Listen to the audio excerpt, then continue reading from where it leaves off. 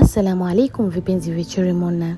Kuelekea siku ya wanawake duniani, leo nimekuja kujipa pongezi nikiwa kama Hina artist mdogo mwenye ndoto kubwa. Kwanza kabisa kwa kuweza kufanya event ambayo iliwakutanisha wachoraji, wapenzi wa Hina na ambao wanatamani kufahamu mwaka jana 2025 mwezi wa 9.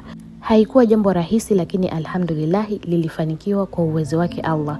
Na pia kwenye event yetu hii tuliweza kukusanya kiwango kidogo cha pesa na kuweza kupeleka swadaka ama charity kwa watoto ambao wana utindio wa ubongo Kigamboni. Lakini pia kulikuwa kuna round ya pili kwa wale ambao walichelewa kutoa sadaka yao, wakatoa, na pia tukapeleka kituo hicho. Na hatujaishia hapo, tumeshafanya charity pia Mbagala, kituo cha watoto yatima, ambapo kituo kina watoto zaidi ya 50. Tulipeleka mahitaji pia ya shule, kwani ilikuwa ni msimu wa shule, tukaona ni bora tuwapelekee vifaa waweze kupata elimu. Lakini pia tunashirikiana kwenye mambo ya kheri na pia tunasaidiana kama wachoraji. Hili sio jambo dogo.